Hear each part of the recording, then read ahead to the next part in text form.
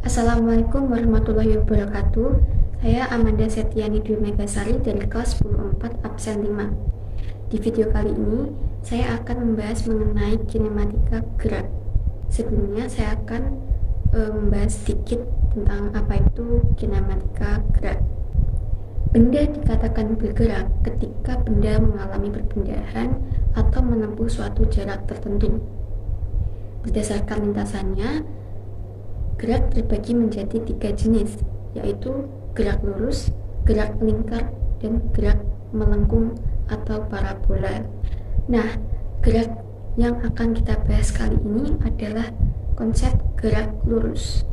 Gerak lurus adalah gerak suatu objek yang lintasannya berupa garis lurus.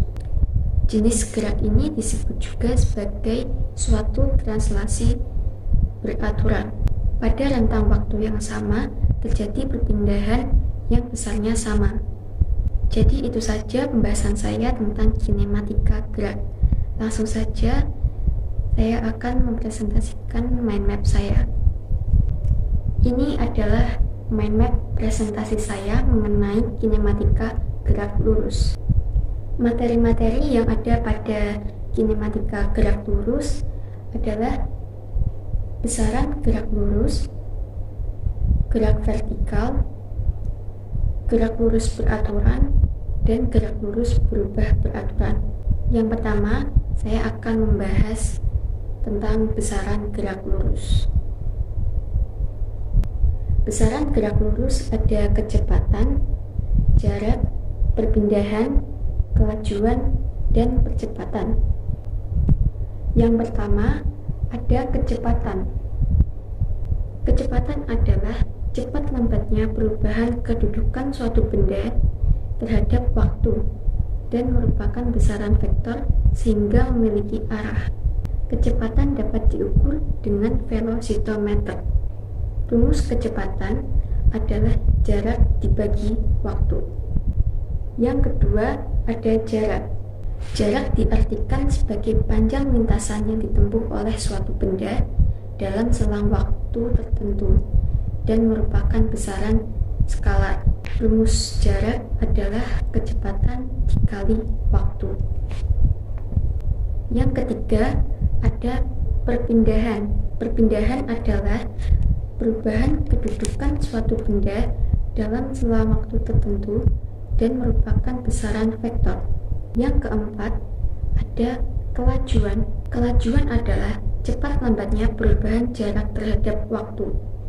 Kelajuan merupakan besaran skalar yang nilainya selalu positif, sehingga tidak memerdulikan arah.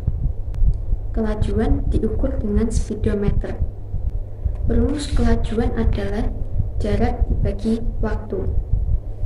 Yang kelima, ada percepatan. Percepatan adalah perubahan kecepatan atau arah dalam selang waktu tertentu. Percepatan merupakan besaran vektor. Percepatan berharga positif jika kecepatan suatu benda bertambah dalam waktu tertentu. Sedangkan percepatan berharga negatif jika kecepatan suatu benda berkurang dalam selang waktu tertentu. Rumus percepatan adalah perubahan kecepatan dibagi perubahan waktu. Materi selanjutnya adalah gerak vertikal. Gerak vertikal terbagi menjadi 3, yaitu gerak jatuh bebas, gerak vertikal ke atas, dan gerak vertikal ke bawah. Yang pertama ada gerak jatuh bebas. Gerak jatuh bebas adalah gerak suatu benda dari ketinggian tertentu tanpa kecepatan awal. Yang kedua, ada gerak vertikal ke atas. Gerak vertikal ke atas dapat ditemui pada bola yang dilempar ke atas. Pada gerak vertikal ke atas terjadi dengan kecepatan awal dan percepatan melawan gravitasi bumi.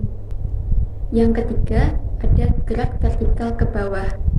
Gerak vertikal ke bawah adalah gerak benda yang dilemparkan ke bawah dengan kecepatan awal secara tegak lurus. Ketika benda jatuh, kecepatan gravitasi konstan dan bernilai positif. Materi berikutnya ada gerak lurus beraturan. Gerak lurus beraturan yang disingkat dengan GLB merupakan nama dari suatu gerak benda yang memiliki kecepatan beraturan atau tetap. Pada gerak lurus beraturan, percepatannya adalah 0. Selanjutnya, ada gerak lurus berubah beraturan. Gerak lurus berubah beraturan atau GLBB adalah gerak suatu benda pada lintasan garis lurus yang percepatannya tetap. Percepatan tetap menunjukkan bahwa besar dan arahnya sama.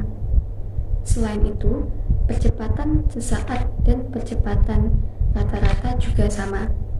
Sekian presentasi mind map saya.